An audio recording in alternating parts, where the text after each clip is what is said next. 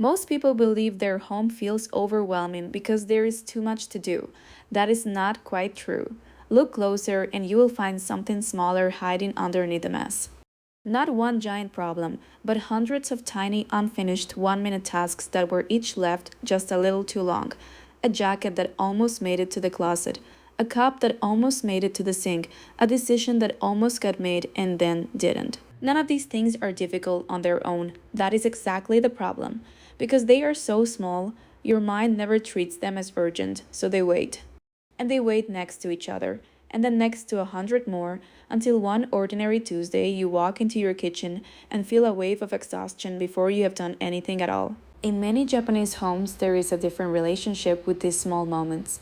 Not a stricter one, a faster one. A single habit, practiced almost without thinking, that keeps hundreds of these tiny tasks from ever piling up in the first place. Some people call it a rule. It is really closer to a rhythm. And once you understand how it works, you will start noticing exactly where your own home, your own schedule, and your own mind are missing it. Today, we're looking at 7 places where this one small idea changes everything: your entryway, your kitchen, your workspace, your decisions, your body, your evenings, and finally, your mind. Stay with me because the fourth one is the habit most people resist the hardest, and the seventh is the one almost nobody expects. After the final point, I will give you a simple 2 minute test you can run tonight to find out exactly where this rule is missing from your own life. This is the Japanese Reset, where we explore small Japanese ideas that can make everyday life calmer, cleaner, and more intentional. Let's start with the idea itself because once you understand the mechanism, every example after this will make sense instantly. The principle is simple to say and surprisingly hard to practice. If something takes about 1 minute or less, you do it now, not later, not in a second, not after I sit down. Now, in the same motion as noticing it. Hang the jacket instead of draping it. Rinse the cup instead of leaving it. Answer the short message instead of letting it sit unread for 3 hours. Put the shoes straight instead of stepping past them. Be honest, you already know the feeling of stepping past something small, telling yourself you will deal with it in a minute, and then walking away for the rest of the day. That gap between noticing and acting is where almost all household stress is quietly born. The idea appears in different forms across Japanese life, but it shares a family resemblance with a concept called kaizen, which roughly means continuous, small improvement rather than one dramatic overhaul. Kaizen is not about transforming your life in a single weekend. It is about making a small correction the moment you notice something is slightly out of place so that nothing has the chance to grow into a bigger problem later. A 1 minute task handled in 1 minute never becomes a 10-minute task. A 10-minute task ignored eventually becomes an entire Saturday you dread. There is also a practical psychological mechanism behind why this works so well, and it has nothing to do with discipline or willpower. Every time you look at something unfinished, your brain registers it, even for a fraction of a second, as an open task. Researchers who study attention and memory have long pointed to something informally called the Zeigarnik effect, which describes how unfinished tasks tend to stay more mentally loud than completed ones. You do not have to remember the name, you only have to notice the feeling. A pile of unfinished 1 minute tasks does not just sit quietly in the corner, it sits quietly in your mind, using up a small amount of attention every single time you walk past it. That is the hidden cost most people never calculate. Not the 10 minutes it would take to fix everything at once, the 100 tiny interruptions all day, every day, from things that were never actually difficult to finish. The useful lesson here is not that Japan is perfect, or that everyone in Japan lives by some invisible code of instant tidiness. The useful lesson is that this system solves a familiar problem differently. Instead of managing a growing backlog, it prevents the backlog from forming in the first place. Let's see exactly where that shows up. Number 1. The entryway. In many Japanese homes, there is a small, clearly defined space just inside the front door called the Genkan. It usually sits one step lower than the rest of the floor, and its entire purpose is to be a boundary. Outside stays outside. Shoes come off there, bags are set down there. Whatever the day brought in gets acknowledged there before it enters the rest of the home. Now think about your own entryway. For most people in the West, it is not really a boundary at all. It is a landing strip. Keys drop wherever your hand happens to be. Shoes get kicked off mid-stride. Mail gets set on the nearest flat surface, just for now. And just for now, quietly turns into 3 days. This happens because arriving home is an emotionally loaded moment. You are often tired, sometimes stressed, occasionally relieved, and your brain wants immediate rest, not more decisions. So it makes the fastest possible choice, which is almost always to drop everything and deal with it later. The hidden cost is that later rarely comes on its own. It waits for you to trip over it, run out of space, or simply get used to walking around it. Within a few weeks, your entryway stops functioning as a transition space and starts functioning as informal storage. And every single time you walk through it, your mind quietly registers unfinished. The 1 minute version of the Genkan does not require construction or a mat imported from Japan. It requires a decision, made once, about where 4 or 5 things always go the moment you walk in. Shoes into a specific spot, not just off your feet, keys onto a hook, not onto a counter. Bags sit down in one place every time so your hands are never asking your brain to make a decision about it later. This single decision, repeated for about a minute each time you walk through the door, prevents the slow avalanche that turns an entryway into a dumping ground. The shift is simple. You do not need a mudroom. You only need a boundary and 1 minute to respect it. We have handled the doorway. Now let's go a little further inside, to the place where these small 1 minute failures multiply the fastest. Number 2. The kitchen counter. A common Japanese approach to the kitchen treats it less like a workstation and more like a space that must return to a resting state after every use. You cook, you clean as you go, and by the time the meal is over, so is the mess. Not because someone is standing over your shoulder, but because leaving a mess for later is treated as creating a second job you will have to do tired after dinner when you least want to do it. Picture your own kitchen after a normal weekday dinner, a cutting board with a light film drying onto it, a pan that needs to soak. 3 glasses from 3 different points in the evening. None of these things are hard to deal with individually. But look at what they add up to: an unofficial second cleaning session, waiting quietly for you at the end of an already long day. People keep doing this not because they are lazy, but because in the middle of cooking, stopping to wash one spoon feels like an interruption. So the spoon goes into the sink, for now, and the sink becomes a small, growing archive of for now. The hidden cost is not just the mess itself, it is decision fatigue.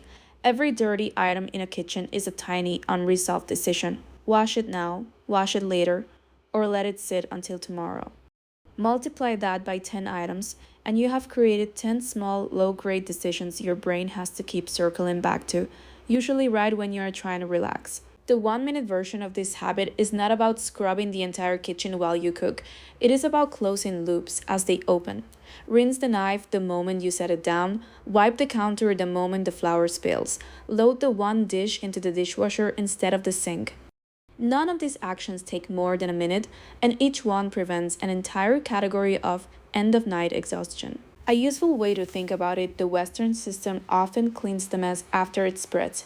This approach tries to prevent the mess from spreading at all. Try this tonight as you cook your next meal. Treat every empty pot, used utensil, or wrapper as a 1 minute task the moment it becomes empty or dirty, not a future task for after the meal. Notice at the end how different the kitchen feels compared to normal. We have covered the two most visible rooms, but this rule is not only about physical space, it follows you to work too. Number 3. The desk. If you work from a desk, physical or digital, you already know the specific kind of chaos that builds there. Sticky notes with half-finished thoughts, 17 browser tabs, each representing something you meant to look at in a second. A downloads folder that has quietly become a landfill. A common approach in Japanese offices and workspace places real value on closing a task cleanly before moving to the next one. Even if the closing step takes less than a minute, filing the document instead of leaving it on the desktop, replying to the short email the moment you read it instead of marking it to deal with later. Clearing your desk at the end of the day, not because of some rule about neatness, but because starting tomorrow on a clean surface changes how your morning begins. Most people do the opposite without noticing. You read a message, decide it will only take a second, and then get pulled into the next thing before finishing it. That message does not disappear. It sits in your inbox unresolved, quietly adding itself to a mental list that never seems to get shorter. The hidden cost here shows up as something people often describe as feeling behind, even on days when they were technically productive. That feeling rarely comes from having too much real work.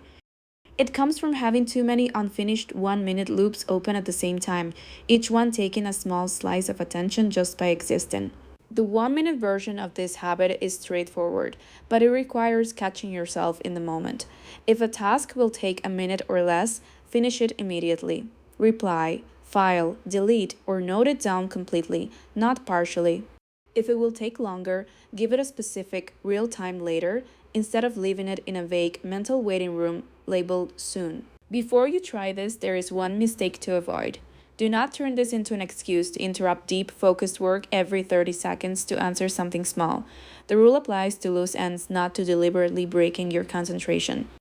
Use it in the transition moments, the gaps between tasks, not in the middle of your most focused hour. The difference looks small on any single day.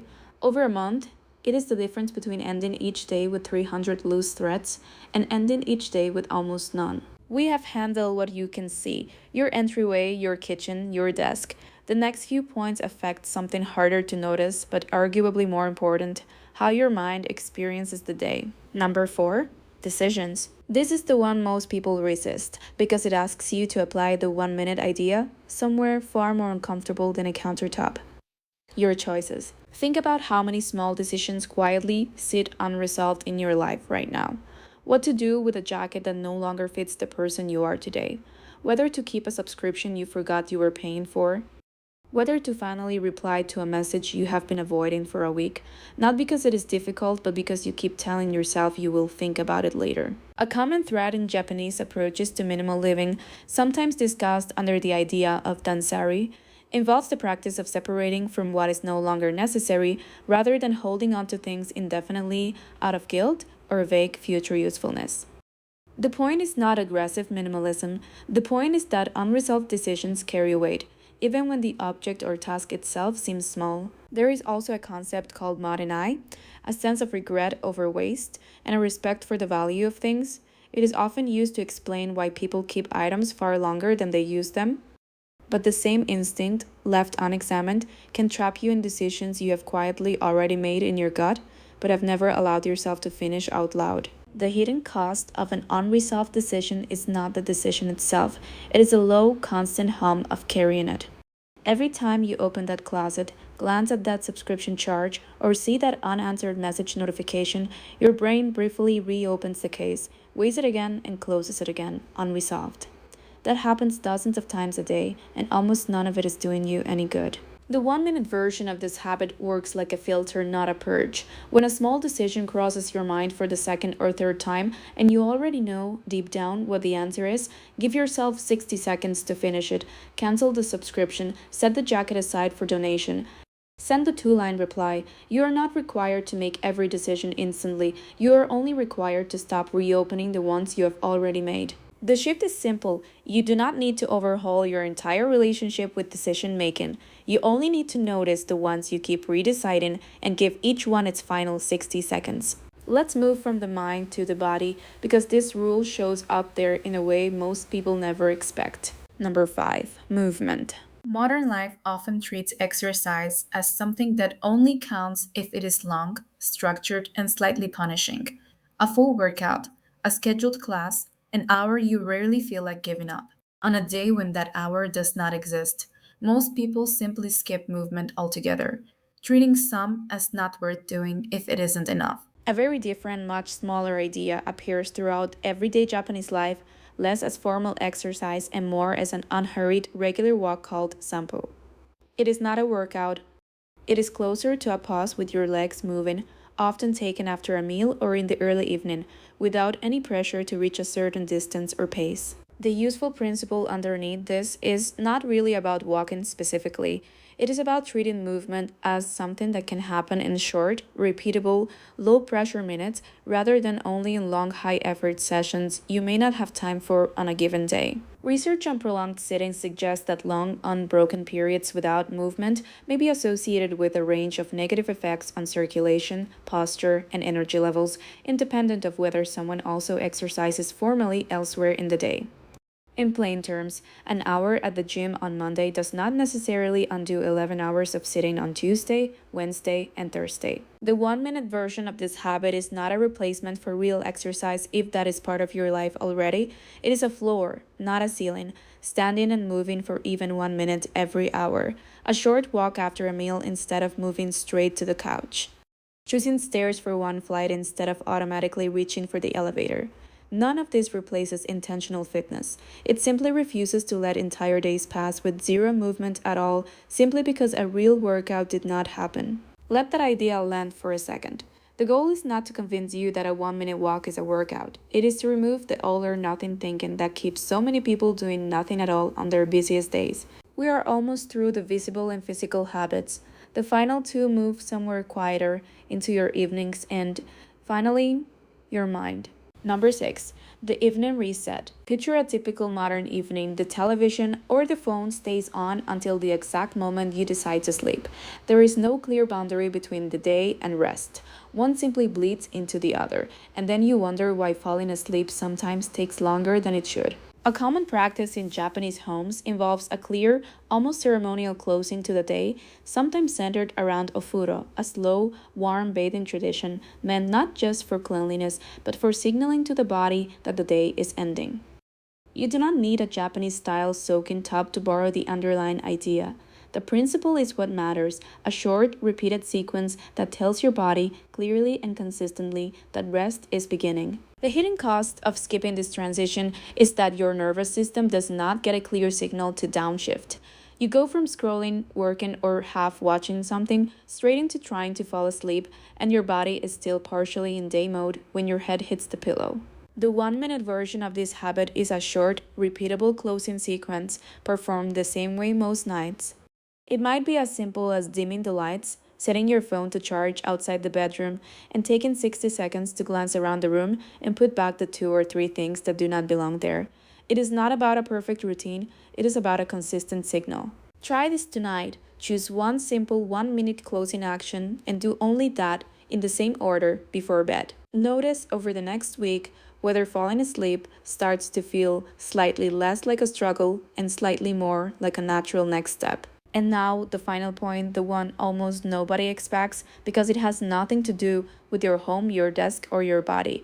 It has to do with your mind. Number 7. Mental clutter. There is a Japanese concept called which refers to intentional space or a meaningful pause between things. It shows up in traditional design, in conversation, even in silence itself. The idea is that empty space is not wasted space. It is what allows everything else to have shape and meaning. Most modern days contain almost no meh at all. The moment one task ends, another begins, often before the first one has even finished settling in your mind.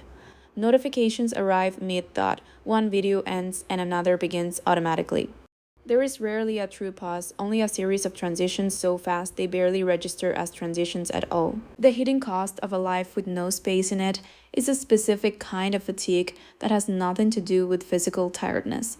It is the fatigue of a mind that never gets to close one loop before opening the next. The 1 minute version of this idea is almost embarrassingly simple, and that is exactly why most people never try it. 1 minute, once or twice a day, doing genuinely nothing, not scrolling, not listening to something, just sitting, breathing, and letting your mind catch up with itself. It is not meditation in any formal sense. It is closer to giving your mind the same 1 minute reset you have been giving your entryway, your kitchen, and your desk all along. The shift is simple. You do not need an hour of silence to feel the benefit of stillness, sometimes called Seijaku. You need 60 honest seconds taken on purpose instead of filled by default. We have now gone through all 7 places this single idea can change something: your entryway, your kitchen, your desk, your decisions, your body, your evenings, and your mind. Here is what most people never notice until they try this for themselves. None of these 7 habits are difficult in isolation. What makes them powerful is that they all rely on the exact same 60-second window, applied consistently, instead of postponed indefinitely. So here is a simple way to put all of this into practice immediately without adding a single new system to your life. Call it the 2-minute audit. Tonight or tomorrow morning, walk through your home for 2 minutes, no more, and simply notice. Not clean, not fix, just notice. Count how many things you see that would take 1 minute or less to resolve completely. A jacket that needs hanging, a cup that needs rinsing, a drawer that needs closing, a message that needs a two-line reply. Do not do anything yet, just count. That number is not a judgment, it is information. It tells you, honestly, how many small 1 minute loops are currently open in your life at this exact moment. Most people are surprised by how high that number is, and equally surprised by how quickly it drops once they start closing those loops the moment they notice them, instead of promising to get to them later. Tomorrow, choose just one of the 7 areas we covered. Not all 7. 1. Practice catching the 1 minute tasks in that single area for a single day and notice honestly how different that space feels by evening. A calmer life is not created by fixing everything you have been avoiding in one exhausting weekend. It begins by refusing to let 1 minute tasks turn into 1 hour burdens. Tonight, choose one small thing you have been stepping past for days and give it the 60 seconds it was always going to need eventually. Which of these 7 surprised you the most? Tell me the number in the comments, 1 through 7, and I will read through them. If this way of thinking about small habits made sense to you, subscribe to the Japanese Reset for more small Japanese ideas that create meaningful, lasting change without requiring you to overhaul your entire life at once. And if you know someone whose home, desk, or evenings could use a little more breathing room, share this with them. Sometimes the smallest idea is the one someone else has been needing to hear. A calmer life rarely arrives all at once. It arrives one finished minute at a time.